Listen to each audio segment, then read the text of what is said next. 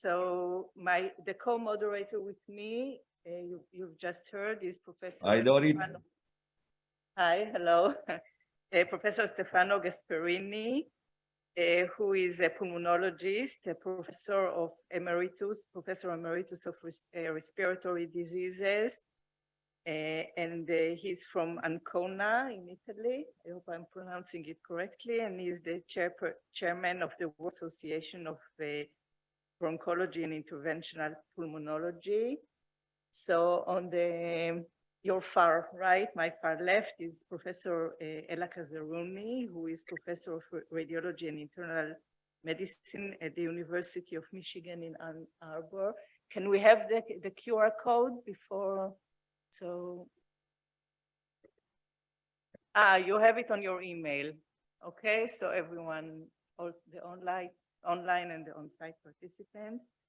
And Ella is the inaugural chair of ACR Lung Grades Committee and Lung Cancer Screening Committee, and the current chair of the ACR National Data Registries, American Cancer Society National Lung Cancer Roundtable, and many other things, Ella, which I don't have time now to specify. And next we have Professor Luis Seiko. Am I pronouncing it? Okay, close enough.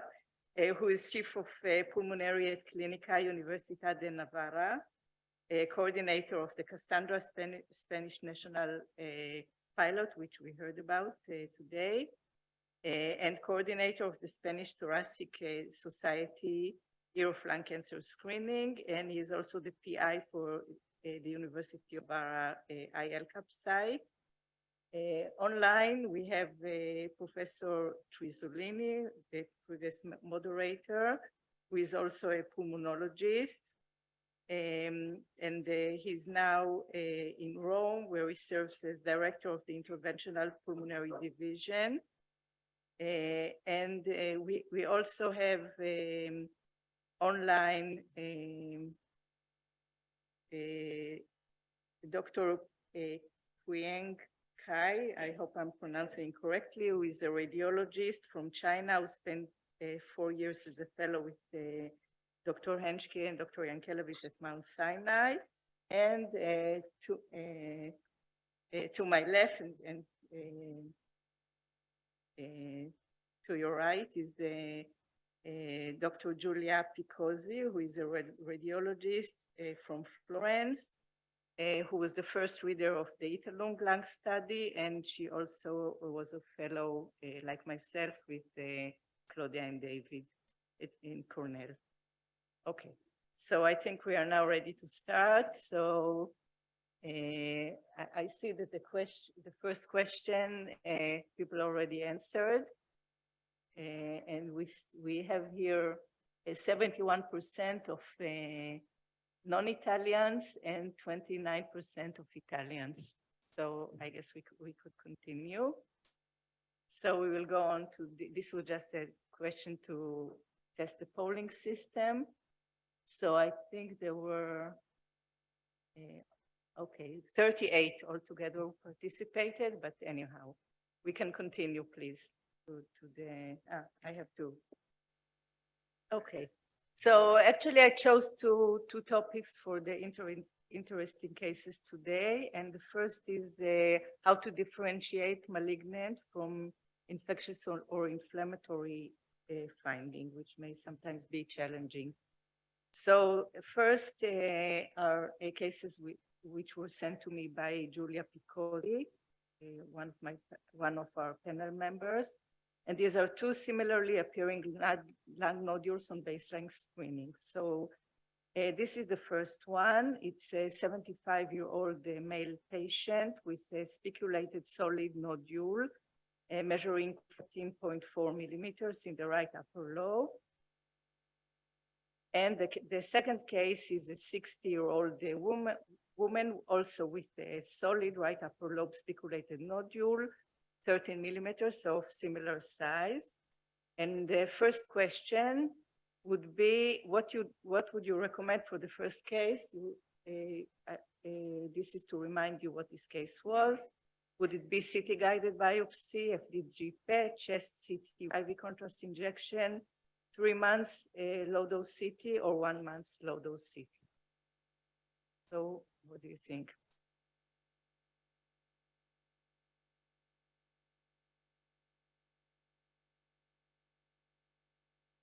Okay. So, and we have the poll.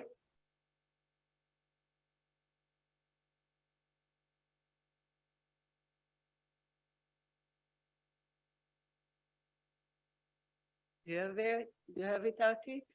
No, they have it? Okay. So we'll see how that works. First question went well, so. Okay.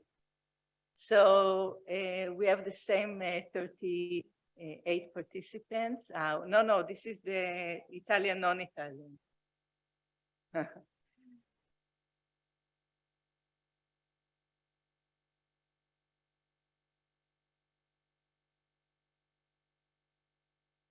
So,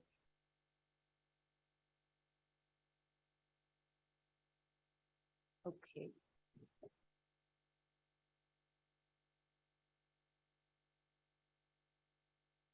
So most people would go for a, okay, let's see, it's still continuing.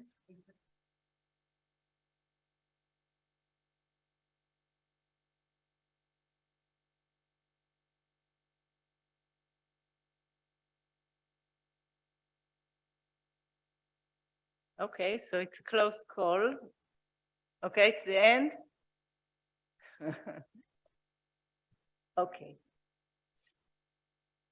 So most people would go for PET FDG. Okay, and the second is for a CT guided biopsy or a three months follow-up. Okay, so let's continue, please, so I can. Okay, so next case, this would be, the next one would be 1B.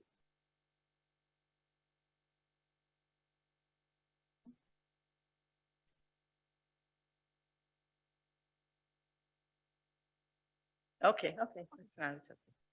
Okay, so same options for the second case, 1B. So what would you recommend?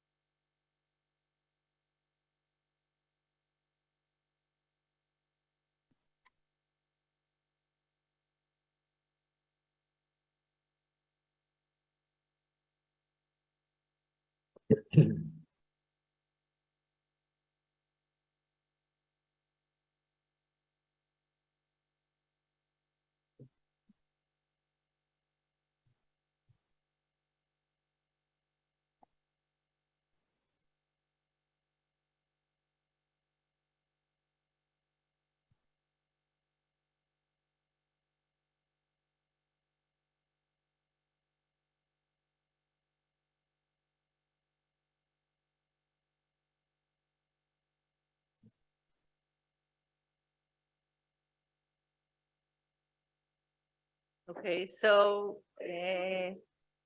altogether, okay, so you can see the results here. Again, most people chose PET FDG, followed by CT guided biopsy. Okay, so let's continue. I'm going to give you the diagnosis in a moment.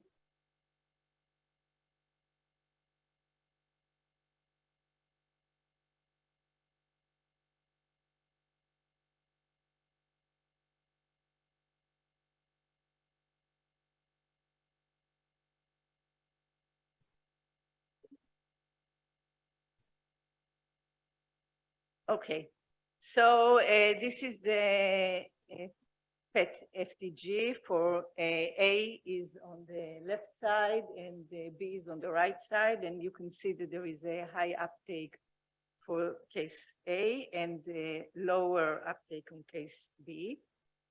And for case 1A, Okay, it skipped, but the diagnosis was adenocarcinoma. For case 1B, it was weekly positive on FDG PET. Okay, now it's running, and it was benign. Okay, so now this is from the up. Okay, it's running too quickly, but the I-ELCAP protocol recommends 1 month or 3 months follow-up for lesions suspected to be benign. And there is also the new grade 0 category for findings which are suggested of inflammatory or infectious process. Okay, so this is from the languages. And this is the first question for the panel. Okay, the question is how do you differentiate when there are cases like this? So sometimes it's obvious, right? It would be a consolidation or new multifocal lesions. Sometimes it's obvious. How would you differentiate normally? Okay, so who would like to go first? I can start with both of them, other than slightly different risk of lung cancer based on some of the clinical variables that you mentioned. They both to me look like spiculated nodules. And given their size, they would be 4A in lung rads. And that would be a follow-up low-dose CT in 3 months, which would have captured the fact that one of them started to melt away as an inflammatory infectious.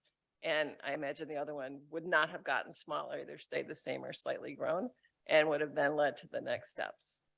Okay. So I think tomorrow we're going to hear about delaying, right? The cost of delaying, because even if we delay by 3 months, it depends on the rate of growth, right? But it has some cost.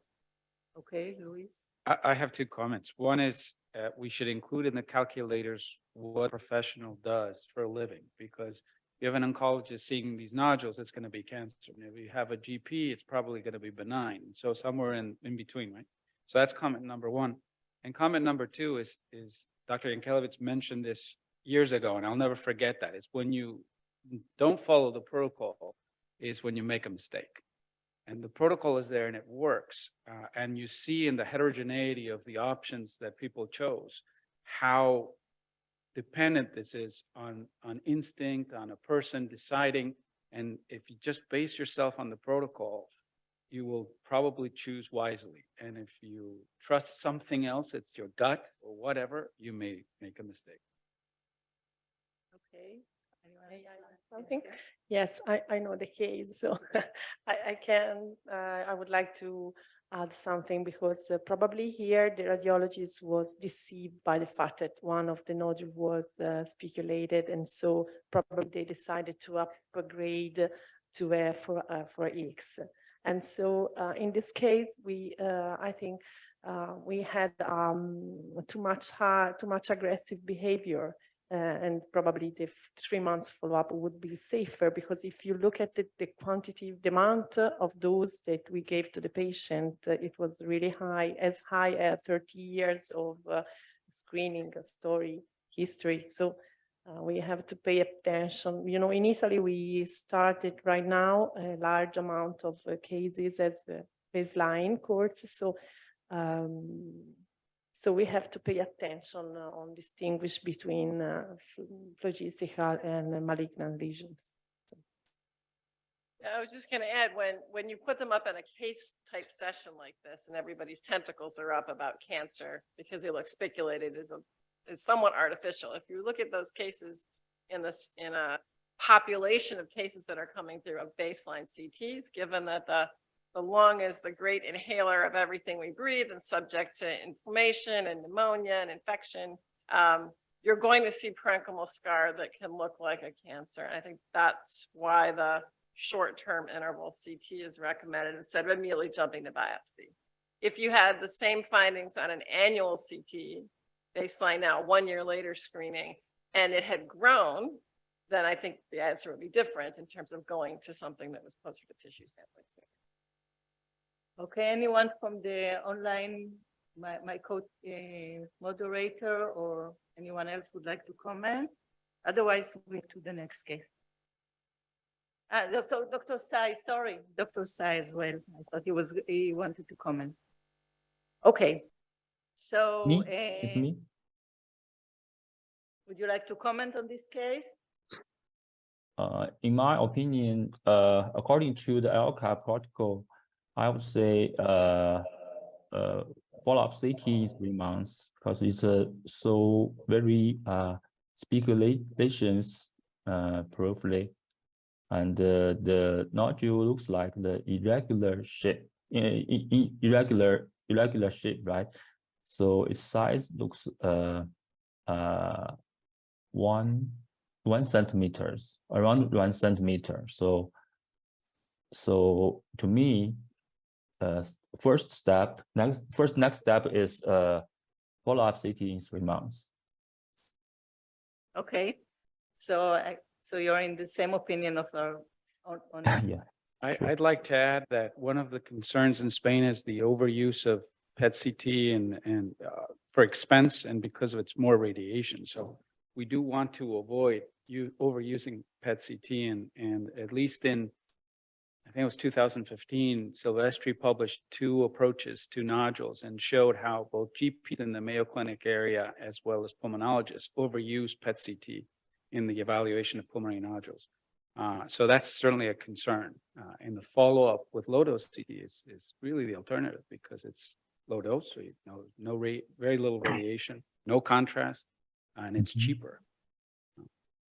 Okay, thank you. So we move on to the next case. So this is one of our cases from Hadassah. So 77-year-old smoker. This is the baseline scan. So it was a speculated 23 by 11 millimeter right upper lobe nodule. So everything is in the upper lobe until now. We did a PET-CT. It was positive. So, okay, I don't know why it's running so fast. And the transthoracic needle biopsy. And the result was that there were course of lung parenchyma with one of them being fibrosis, chronic inflammation, and entrapped epithelial elements, and no malignancy was found. And my question is, what would you recommend as the next step? So would it be 1 month low-dose CT, 3 months, 1 year, a repeat transbronchial biopsy, or wedge resection?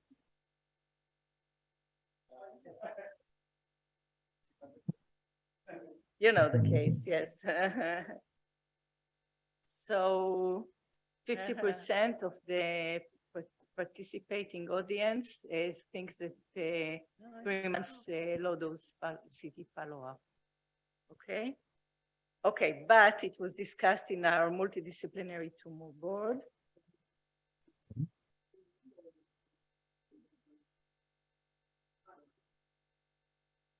Okay, I think, okay, I didn't tell you one thing that, and you can see it actually in the biopsy that it was growing. It was continuing to grow already at the time of the biopsy. Okay, so I don't know if you would change your mind now. Okay, not proceeding.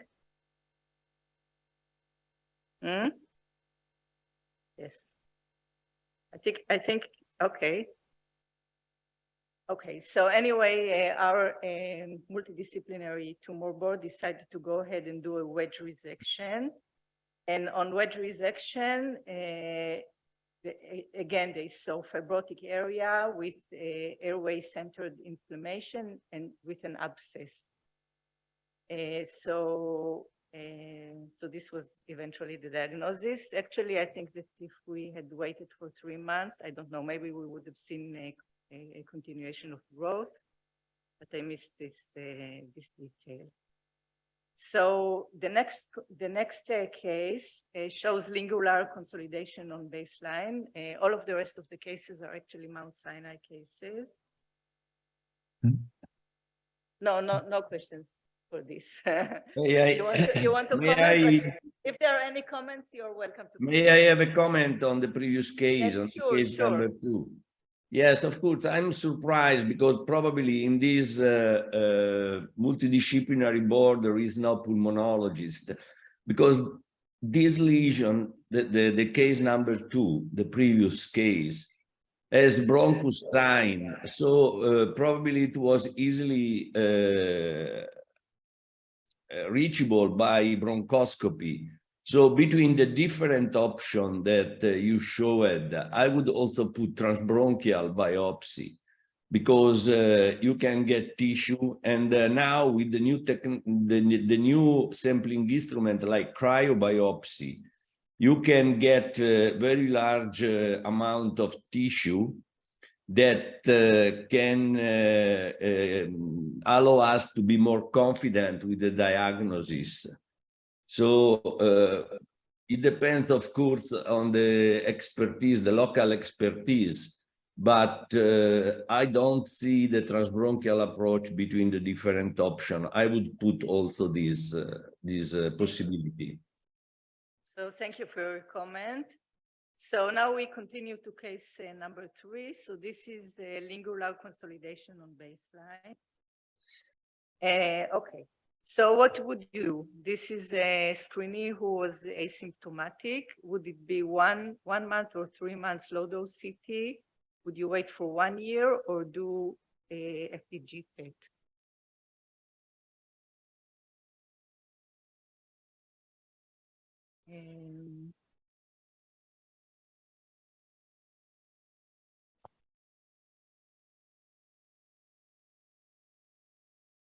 Okay. So most people, more than half, would go for 3 months low dose CT. Okay. Are there any comments from the panel? I'd say there's very low threshold for following it closely, because that's the whole point of low dose CT, right? So if perhaps the only downside is if you do it too soon and doesn't give you any information. So if you do it too soon, then the nodule's still the same, doesn't mean that it's malignant. It means that you didn't wait long enough to follow it. So short-term follow-up makes sense, not too short, but because it's low dose, it's cheap, it's low dose, it's doing no harm. So would you do 3 months? Probably, yeah. Okay. Anyone else from the panel? I agree. 3 months. Me I too. would say lung rad says 1 to 3 months in the setting of infection based on your clinical probability as well, not just your imaging probability that it's pneumonia. So high degree of confidence, or the imaging features really suggest infection, a lobar consolidation, a segmental consolidation. Your confidence is higher for infection. You can wait until 3 months. When your confidence is not as high, probably 1 month. So I think between 1 and 3 months, either one is great. Okay. I generally do nodules 1 month, consolidation 3 months. So if it swings one way or the other. Okay. So just to show you, this is not a case, just. Okay, so this is another case with the consolidation. A question for the panel, would you do the same? For this?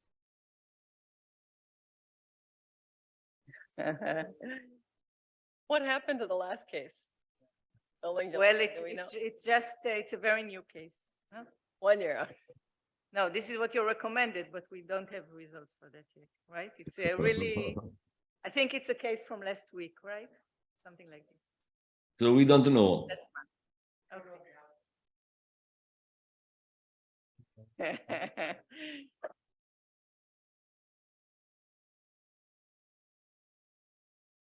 Okay.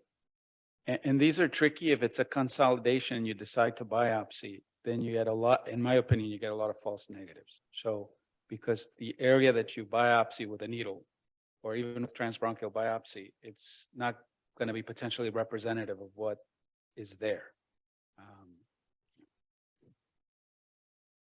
Okay. And David disagrees. No? You want to comment now? No. This is just to show Oh, similar case. So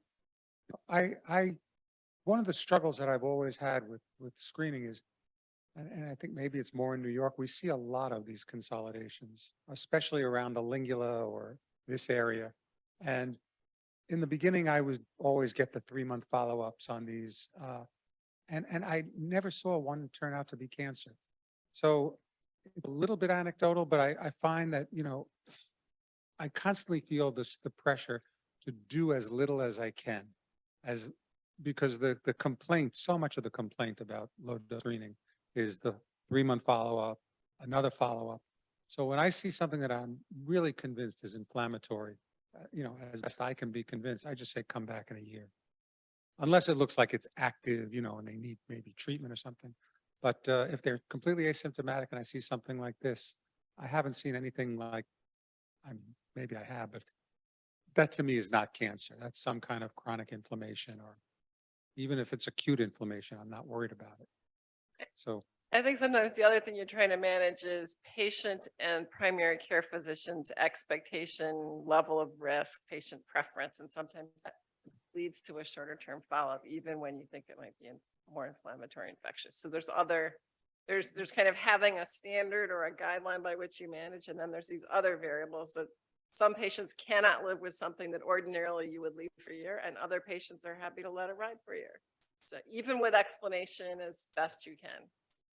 yeah, and there's a point where, if this was 1/3 the size, everybody would be more comfortable. When it gets bigger, and there's no good rules yet for how to say if you really think it's inflammation or whatnot. But I can tell you, over the years, I've moved more and more towards come back in a year.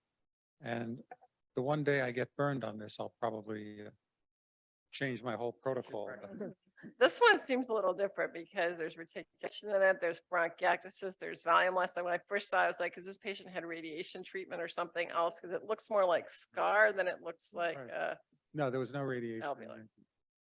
I think here in Italy, for example, we have sometimes problems with the reports, because if you describe it in the report and it goes to the primary care provider, it should be a cause of other investigations, so it could be a problem. And so we appreciated, in fact, if the specification side, the new version of the Langrez about the inflammatory disease, because it allows us not to report in the if we think it's not significant, clinically significant or potentially clinically significant. So. Okay, so thank you. We'll go on to the next case. So this is a case of new tree in bud opacities. You can see on the left, it's from November 2021. On the right side, from May of 2023. And these are the follow-up options: 1 month or 3 months follow-up, 1 year, or PET-FTG. What would you do? It's a tree in bud. So it's There was one nodule there. No, multiple nodules. okay. Really? I can go I there. just, yes. It was a small area of new tree in bud opacities, and they were new.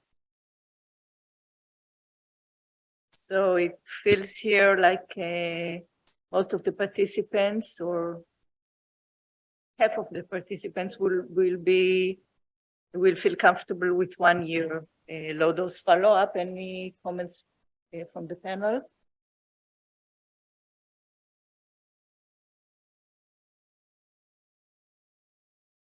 I'd say sometimes it depends on the patient and how comfortable they are with, they don't understand what this all means. So they might be really uncomfortable and anxious about waiting for a year. So, and the protocol does state that, you do things based also on patient preference sometimes. Certainly, at least on the safe side, I would say. So what would you recommend? I'd probably do a 3-month follow-up, yeah. Yes, but again, there is no bronchoscopy mentioned because tree in bud are not rarely expression of infection, TB or mycobacteria or something like this. So bronchoalveolar lavage for microbiological study, I think when we have a tree in bud appearance, should be mandatory. I don't know what Rocco think about. I agree, but it all depends also on the clinical aspects. If these patients had symptoms suggesting an infection, I would certainly go for a BAL. Otherwise, I could also consider waiting and doing a low dose follow-up CT. Just to remind you that it was very small and first time that it appeared. I would just say that people who are, especially those who are currently smoking, but also the former individuals who smoked, have an increased incidence of having tree and bud nodulary mucoid secretions, and they come and go and come and go, and then you end up doing 3 months CT after 3 months CT after 3 months CT because they have airway related disease. So unless they had signs of infection clinically or white count or something, we would just let them go for a year because of that. Otherwise, we're scanning them over and over and over again. Okay, any other comments from the panel? Could I give the comment? Yes, please. In my opinion, I guess this case need to give the low dose CT for 1 year follow-up. Just in 1 year follow-up, not aggressive performance. Can we move on to the next slide? Okay. So this is a case where there is a MAI, but also there is a cyst. I hope you can see it, which has somewhat of wall thickening. So I can't see the dates, but this is 2022, and the next one is, I think it's a year later. Okay, so this is a panel to the question. First question is, on this case, would you recommend the pulmonary consultation to rule out MAI? And when you see this in the context of lung, or when you see what kind of findings in lung cancer screening would cause you to recommend a pulmonary consultation? Okay, so maybe we'll start with our pulmonologist. So we lead our lung cancer screening program. We are pulmonologists, so we are always involved. And I do think it's very important for several reasons. One is to make decisions, and you have available all the information, including the patient in front of you, in terms of symptoms and how they're feeling. Also in terms of what you're recommending and how they're taking that. So I think we're instrumental to lung cancer screening. We should always be involved. That's my personal opinion. So I'm not sure if I heard correctly. So you read the...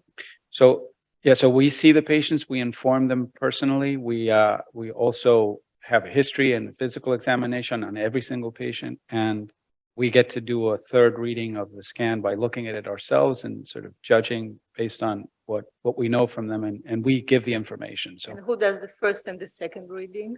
the radiologist. Because there was a proposal from someone in one of the health funds in Israel that the pulmonologist would be the primary readers of the...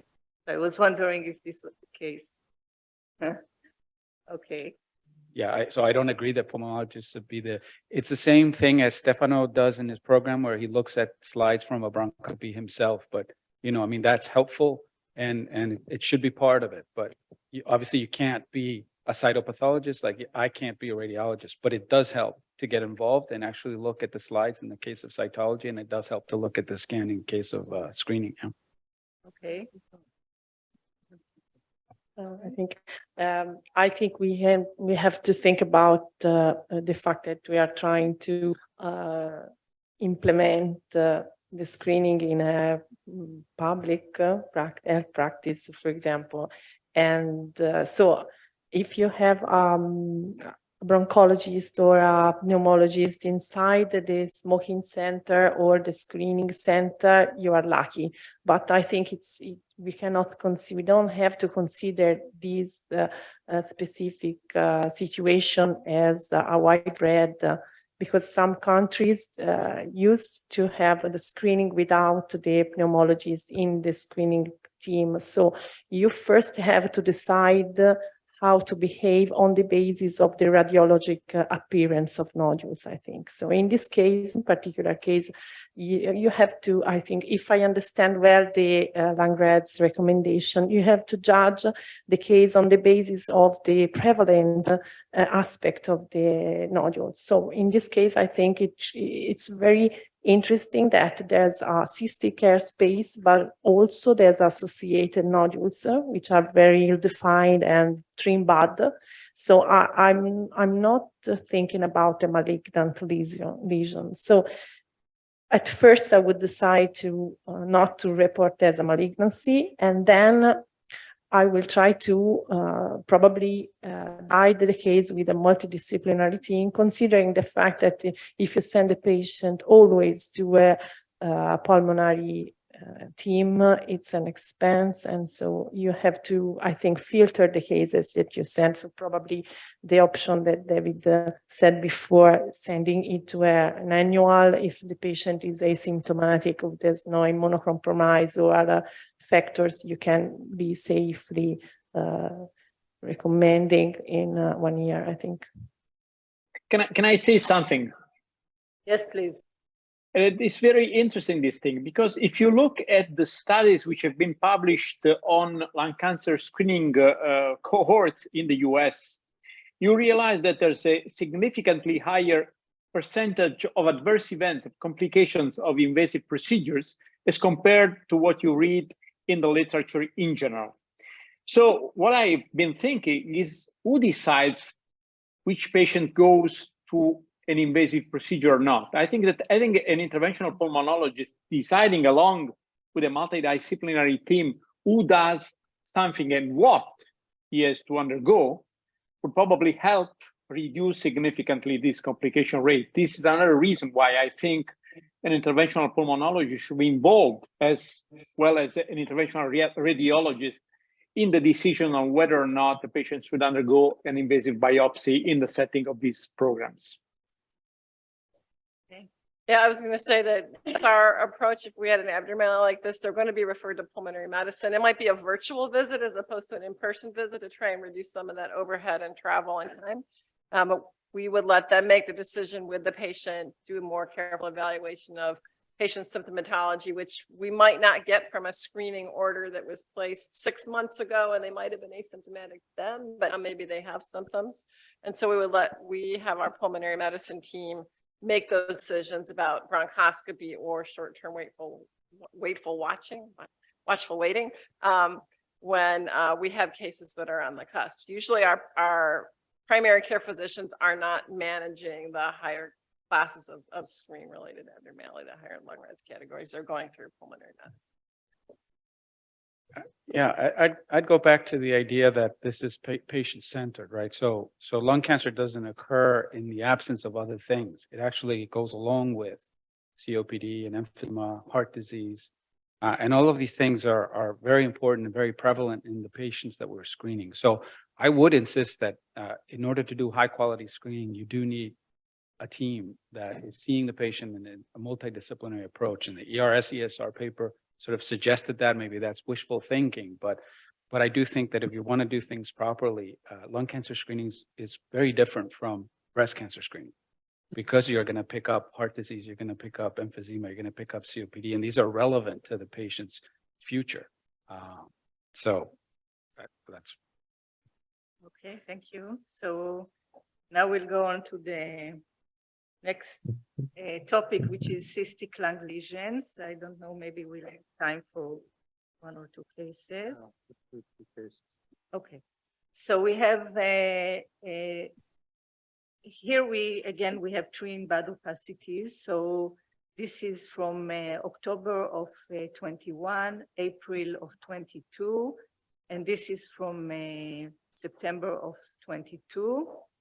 And you can see the twin bud opacities are getting to be thicker, and also maybe that there is a nodule developing here. So the next question is, what would you recommend here? Would it be CT guided biopsy, FDG PET, chest CT, 3 months or 1 month follow-up? we missed bronchoscopy in the options section. Okay.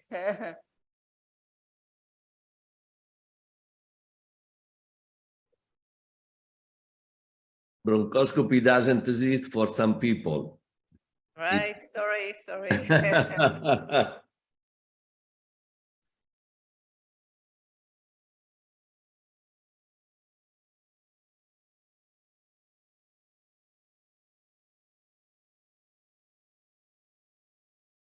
Okay.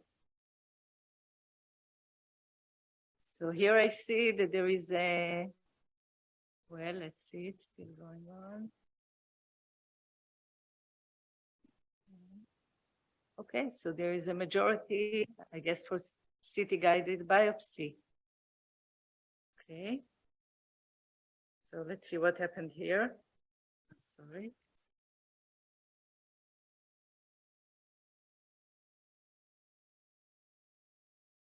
Okay, so I will show you the, shall I show you the what happened?